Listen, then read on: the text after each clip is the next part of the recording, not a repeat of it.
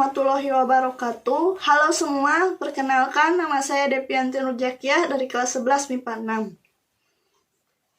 Di sini saya akan memaparkan laporan literasi buku non-fiksi. Di sini saya membaca buku yang berjudul Defeated by Love.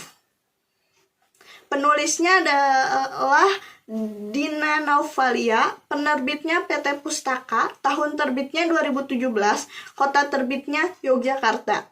Profil penulis, Gina Naufalia, perempuan kelahiran Jakarta, 16 Agustus 1999, baru saja lulus dari SMK jurusan farmasi, berniat untuk melanjutkan pendidikannya. Ketertarikan pada menulis saat Gina berada di kelas 10. Awal menulis hanya sebuah keisengan pada waktu luang.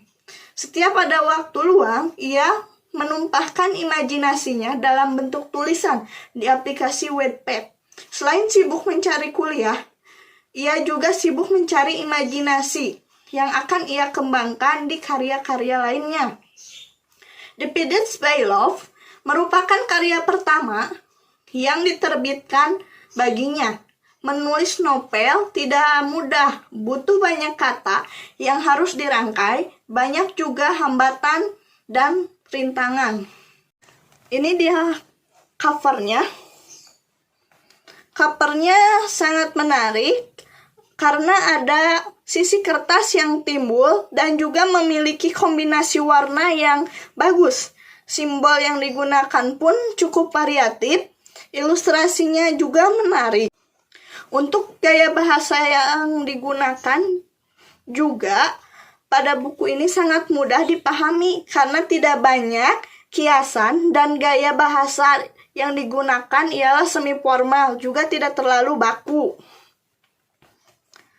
Buku ini menceritakan seorang murid baru yang terkena bullying karena ia dekat dengan seorang cowok bad boy, idola para cewek. Alika adalah seorang murid baru SMA Merdeka.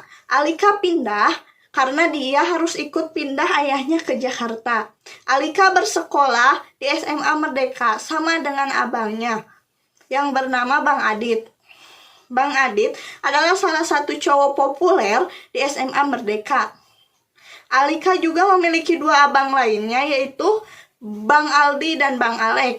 Di sekolah barunya, Alika mempunyai teman baru yang bernama Pia. Hanya Pia yang baik kepada Alika. Semua membenci Alika karena Alika duduk di sebelah Dika. Dika adalah cowok bad boy yang sangat populer, terutama para cewek di sana. Saat akan pulang sekolah, Alika menunggu Abang Adit, tapi Bang Adit tidak pulang karena Bang Adit mengikuti eskul basket. Bang Adit menyuruh temannya yang ternyata itu adalah Dika. Saat perjalanan pulang, Dika dan Alika diam saja di dalam mobil. Sangat hening karena mereka merasa canggung. Sesampainya di rumah, Alika berterima kasih kepada Dika dan Alika merasa senang diantar oleh Dika. Semakin hari, Alika dan Dika semakin dekat. Bahkan mereka sedang berpacaran, walaupun hanya pura-pura pacaran. Mereka mendapatkan tantangan dari Via, Harry, dan Piko, sahabat-sahabat Dika. Bella, fans Dika, mendengar bahwa Alika dan Dika berpacaran, membuatnya marah hingga membuli Alika habis-habisan. Hubungan mereka semakin dekat, bahkan mereka sekarang sudah benar-benar berpacaran. Tidak hanya untuk memenuhi tantangan dari sahabat-sahabatnya, kebetulan juga orang tua mereka menjodohkannya. Setelah lulus SMA, mereka akan bertunangan. Hubungan mereka baik-baik saja, tapi tiba-tiba masa lalunya Dika, yaitu Pita. Pita adalah mantan pacar dari Dika, selalu mendekati Dika hingga suatu hari Alika melihat Dika bersama Pita dan merasa cemburu. Alika pergi dengan sedih yang menyebabkan Alika tertabrak hingga mengalami amnesia. Dika yang merasa bersalah membantu Alika untuk mengingat semuanya. 1 tahun kemudian, hari setelah lulus SMA, Alika dan Dika melakukan pertunangan. Mereka pun sangat bahagia, tapi setelah mereka bertunangan, Alika selalu mendapatkan teror dari seseorang. Saat memasuki kuliah, Alika sangat senang karena bisa berkuliah satu kampus dengan sahabat-sahabatnya, walaupun berbeda jurusan. Saat di kampus, Alika bertemu dengan seorang cowok yang bernama Ray. Ray menyukai Alika, hingga pada suatu hari, Ray bertengkar dengan Dika, tapi pada akhirnya Ray pun meminta maaf kepada Dika dan Alika sudah mengganggu hubungannya. Ray dipengaruhi oleh seseorang untuk merusak hubungan Dika dan Alika. Surat teror pun terus semakin sering Alika dapatkan, membuat Alika ketakutan, tapi untungnya Dika selalu ada untuk Alika.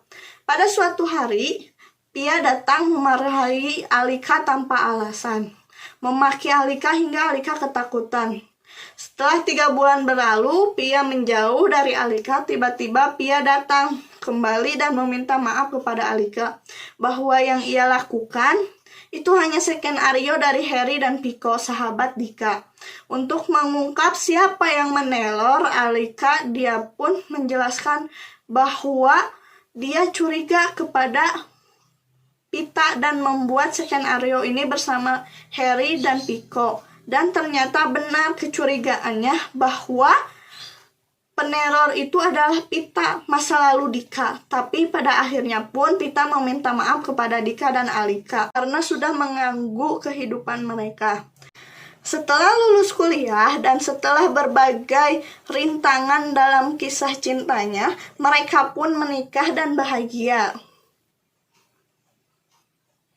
Nilai-nilai yang terkandung dalam buku ini adalah mengajarkan kita untuk selalu bersabar dalam menghadapi masalah, mengajarkan kita juga untuk memaafkan kesalahan orang lain, mengajarkan juga kebersamaan dan persahabatan. Keunggulan buku ini adalah covernya yang menarik minat pembaca dan juga sudah menggunakan kertas novel sehingga mata tidak capek jika membaca dan terasa sejuk.